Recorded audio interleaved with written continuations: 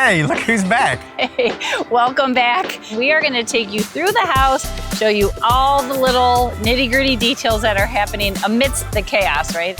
Don't worry, I have coached her on what to say, things to point out, details. Hopefully you survived the last episode.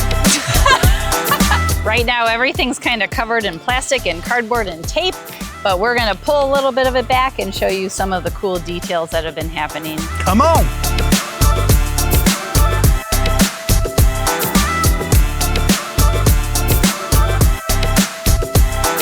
We have finished all of our stucco work, finished in Benjamin Moore Baby's Breath. And it's just like this beautiful, warm, clean white. It looks so pretty. Another thing that we're doing to help kind of bring warmth and texture to the front of the house is cladding it in this wood plank. We're using a vertical tongue and groove, butt jointed plank. And when we first stained it, it came out really, really blue. So we actually sanded down the planks and came back over it with a dark brown stain. So we've sort of custom created this beautiful color, and I really love the blue undertones because it kind of pulls out the color in our Marvin windows. We used a natural bluestone here. This is a thermal bluestone. Sometimes bluestone has a lot of variety, and that's beautiful too, but we wanted something a little bit more consistent. And soon to be installed next week, our beautiful custom-made lanterns that we did with tower lighting. We have a gas lantern here, and then we're actually pulling gas in the front walkway so we can have a beautiful lantern lighting up the front of the house.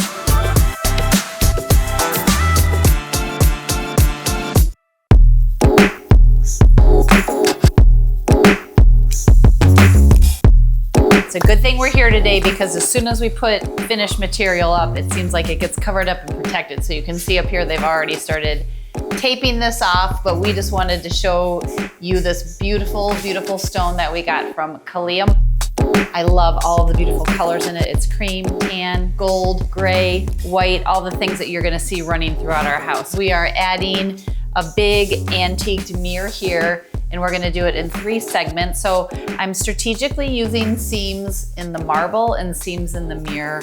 We actually designed the seams into the design. So we've got 22 inches wide, a Kyle bunting, custom made hide rug, if you will, but we're actually installing it as a vertical wall panel. And then we have this beautiful cabinet hiding under here.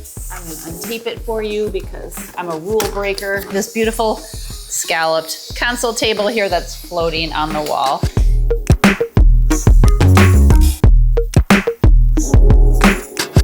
This is a very special corner in our house. Do you know why, Josh? Do you know why this is a special corner? Because it looks cool. It looks cool, but Yes, we were in France. we were in Bordeaux and we saw this wall covering and kind of just fell in love with it. But this was 2 years ago before we knew we were ever going to build a house. It comes in pieces like this big. It's hand blocked and there's a lot of irregularity in it. You overlap at the seams. It's supposed to look perfectly imperfect. We really used a lot of different finishes through Benjamin Moore to create a lot of texture in the house. And then on all of our trim work, we did a semi-gloss. I usually use satin, but I really wanted to go semi-gloss. And then we also did semi-gloss on all of our doors. And for this color, we chose Old Soul. For all of our trim, we chose Chantilly lace. And most of the colors in the house are very, very neutral, consistent, but I have one child that wanted something funky. Hello. So we have this bright kind of brick red wall in here. We chose all of our moldings from Creative Millwork. They actually did all of the trim in the house. And then we worked with Crocus painting. So we did all of the cabinetry on the second floor we did with Hoosier House. They made these beautiful walnut cabinets, one for one daughter's room, one for another. And then we found this beautiful Arabescato marble at Terrazzo and Marble. But I think you can't really understand how perfect it is unless you come in. We found this beautiful tile from Ann Sachs, and our daughter fell in love with it and really wanted to do this fun checker pattern back here. And then we did the rest of the shower in blue. And then we used this beautiful Arabescato marble from T&M to create our shower niches and benches and our jamb details.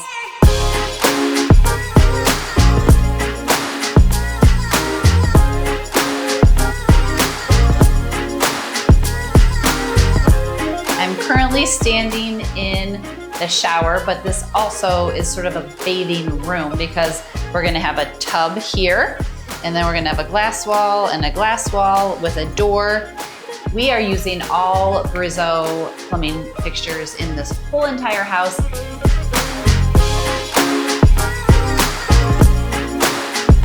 This beautiful tile from Ansax that I love with all my heart. When it first went up, it was feeling a little green to me, and I couldn't understand because I had chosen the grout and I had chosen the tile, and I was like, why is it looking weird?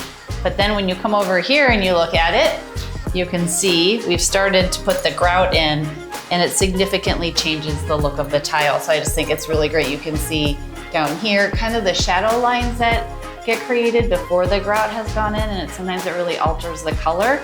Don't change the tile, because once the grout goes in and then all of the things go on top of it, it tends to look so different. So Josh and I each have a vanity, and we had really kind of fallen in love with this fluting detail here. We do have some big wood surrounds going up here that look just like this. They're gonna have a mirror pressed into them, and they're gonna have a slab of stone at the top just to look really elegant. But I just wanna show you this, best laid plans in our office. We had our plans, we did our electrical layouts, we came in and we put the sconces in place, and sometimes houses are just a couple inches off. This is where we thought the sconce needed to be, but it actually needed to be here. But taking the time to move it so it does look perfect in the finished product is really the key. I did not want the door to the toilet room to be like a big focal point. So we clad this whole wall in wood and then made this door to the potty out of wood.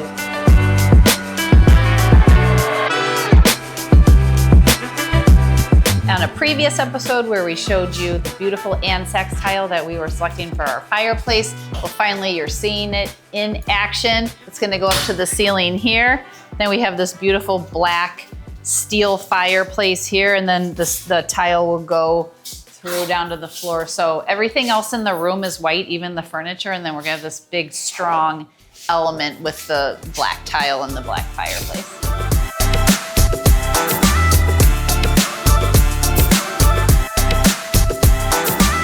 All right, we've made it through another episode. That is a wrap.